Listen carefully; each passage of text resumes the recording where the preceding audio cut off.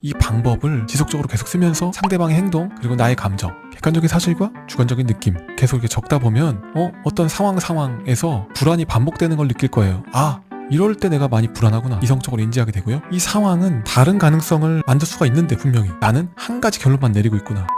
시간이 걸릴 수는 있지만 불안정 애착을 가지신 분들도 꾸준한 노력을 통해서 변화할 수 있습니다. 저도 이런 부분에서 벗어나기 위한 많은 노력들을 해왔고요. 여러분들도 할 수 있습니다. 지금 말씀드린 이런 방법들을 통해서 안정적인 유형으로 변화할 수 있습니다. 자, 첫 번째로 불안의 원인을 객관화하기. 여러분이 이제 관계에서 자주 불안을 느낀다면 그 불안의 원천이 어디서 오는지를 살펴보는 것이 너무너무 중요합니다. 막연하게 불안을 살펴본다는 것은 한계가 있고 기억은 변화될 수 있기 때문에 기억 대신에 기록으로 하시는 것을 추천드립니다. 불안에 대한 기록은 이런 것들이 있을 거예요. 나를 불안하게 하는 상대의 행동.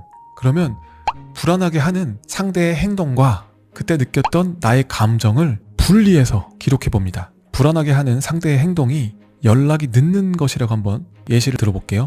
여기서 상대의 행동은 사실이죠. 객관적인 사실.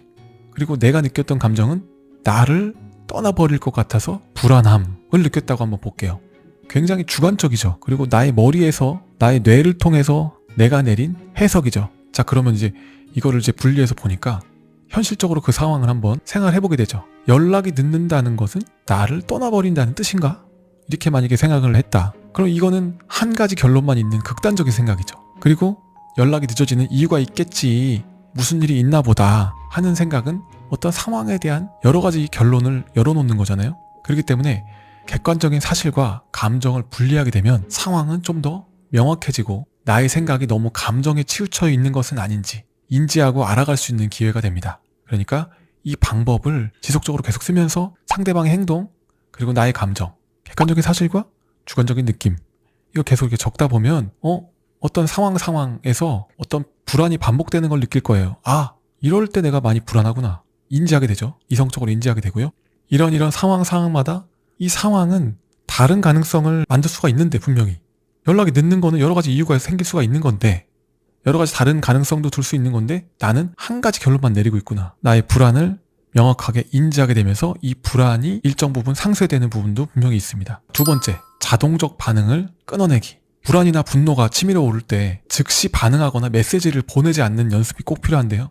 내가 불안하다 보니까 나도 모르게 충동적으로 행동하게 될 때가 있어요. 머릿속으로는 분명히 이런 안 좋은 말을 하면 상대방한테 상처가 될 텐데, 근데 너무 하고 싶은 거야. 그러니까 하면 안 되는 건데, 조금만 생각해봐도 안 되는 행동인데 그 순간에 내가 하고 싶은 그 충동을 못 이겨서 어떤 행동을 하게 되고 싸움이 되고 상처가 되고, 사실 가끔 그럴 때 있잖아요. 굳이 그렇게까지 할 필요가 없는 상황이었는데 나중에 생각해보면은 내가 그렇게까지 불안해할 상황이 분명히 아닌데도 그 당시 상황에는 왜 이렇게 불안했을까 하고 후회할 때가 있죠. 그러니까 이런 후회를 만들지 않기 위해서 4초 동안의 멈춤을 갖는 겁니다. 먼저 숨을 크게 들이마신 다음에 멈추고 이제 4초를 세죠. 1, 2, 3, 4. 머릿속으로 4초를 세면서 내가 지금 이 행동을 하면 후회할까 후회하지 않을까를 생각합니다. 그런데 이 연습이 너무너무 효과가 있는 게, 굉장히 짧은 멈춤이지만 반복해서 연습을 하게 되면 내가 그냥 무의식적으로 하는 행동, 충동적으로 하는 행동, 자동적으로 행동하던 패턴을 전환시켜주는 결과를 가질 수 있는데요. 내가 불안한 마음으로 행동했던 크고 작은 실수들을 줄일 수가 있다는 거죠. 세 번째, 나 전달법으로 소통하기. I 메시지라고 하는 기법인데요. 상대방에게 네가 이러니까 내가 이렇지 라는 비난 대신에 네가 이럴 때 나는 이런 감정을 느꼈어. 메시지 자체가 어떻습니까? 굉장히 많이 순화가 돼 있죠. 너무 직접적이지 않고요. 이게 상대방을 향한 비난이 아니고 내가 느낀 불안감 혹은 내가 느낀 아쉬움, 속상함, 이런 것들이 이제 드러나기 때문에 상대방이 느낄 때는 훨씬 부드럽게 느껴지고요. 이 순간에 대해서, 상대방의 감정에 대해서 생각해보게 되는 그런 기회도 될 수가 있죠. 아이메시지의 사용은 문제를 상대의 결함이 아닌 우리가 함께 해결해야 될 문제로, 관계의 문제를 조금 더 객관적인 시각으로 볼 수 있게 도움을 주는 것이죠. 많은 상담사들이 권하는 방법이죠. 이미 검증된 방법이기 때문에 이 방법을 꼭 사용해 보셨으면 좋겠습니다. 자, 네 번째, 혼자 있는 시간을 즐기기. 연애를 하던 안 하던 간에 혼자 있는 시간에 대한 연습을 해보는 거예요. 굉장히 불안애착에 가깝던 저의 모습은 연애를 하던 안 하던 사람들과 관계를 맺을 때 뭔가를 혼자 한다기보다는 항상 다른 사람과 함께 하고 싶어 했던 것 같아요. 그래서 불안하면 이 불안한 거를 꼭 상대방과의 소통을 통해서 해소하려고 하고, 외로우면 외로움을 누군가를 통해서 함께 만나는 시간을 통해서 채우고, 그러면서 불안과 외로움이나 여러 가지 것들을 해결을 해왔던 그런 모습들이 있었는데요. 마찬가지로 혼자 있는 시간을 스스로 해결하지 못하는 분들의 경우에는 연애할 때는 더더욱 연인을 통해서 불안을 자꾸 해소하려고 하고, 나의 인정 욕구를 채우려고 그러고, 사랑받는 걸 통해서 나의 자존감을 높이려고 하고, 이렇게 뭔가 좀 상대방에게 자꾸 요구하고 채우고 바라고 기대하고 하는 것들이 생겨난단 말이죠. 그러니까 그럴 것이 아니고 혼자 있는 시간을 즐겨보는 연습을 지금부터 해보는 거예요. 혼자만의 시간을 갖는 게 좀 두렵죠? 왜 두려울까요? 나의 내면을 들여다보는 것이 부담스럽거나, 혼자 있을 때 뭔가 좀 자꾸 불안이 더 커져서 혼자 있는 게 싫을 수도 있고요. 한번 생각을 해보시면 자기만의 어떤 이유가 있을 겁니다. 이런 것들을 극복하기 위한 노력이 필요해요. 자, 그런데 어떻게 기르냐?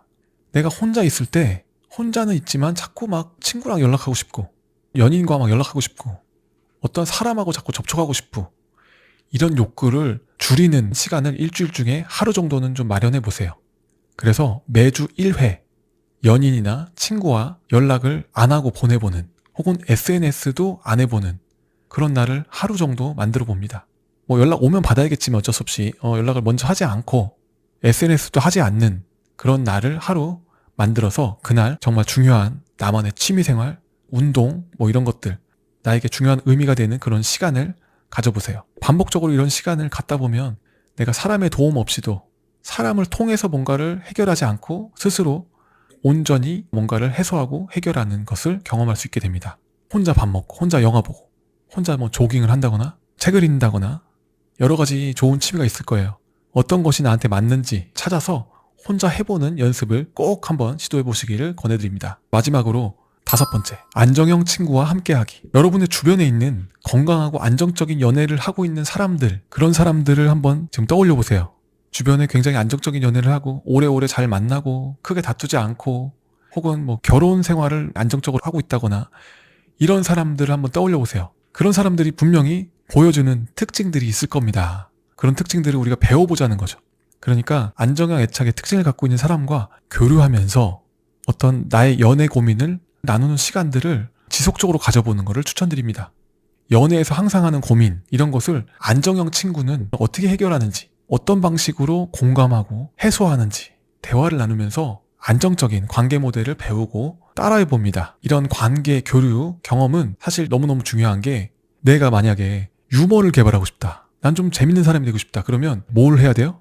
가장 빠른 방법은 재밌는 친구를 사귀어서 그 사람하고 함께 있으면서 나도 모르게 그 사람의 어떤 에너지를 받는 거, 이게 너무 효과적인 방법이잖아요. 그러니까 내가 정말 안정형이 되고 싶다고 한다면 안정형 친구를 곁에 주는 게 어쩌면 가장 효율적이고 효과가 빠른 그런 방법일 수 있을 것 같아요. 그런 안정적인 사람과 연애하는 것도 너무너무 좋은 방법이기도 하고요. 이런 것들을 해보시는 것을 추천드립니다. 오늘 다뤄본 안정형이 되는 5가지 방법을 시도해 보신다면 충분히 조금 더 건강한 관계, 그리고 안정적인 사랑을 만들어가는데 도움이 되실 거라고 생각합니다.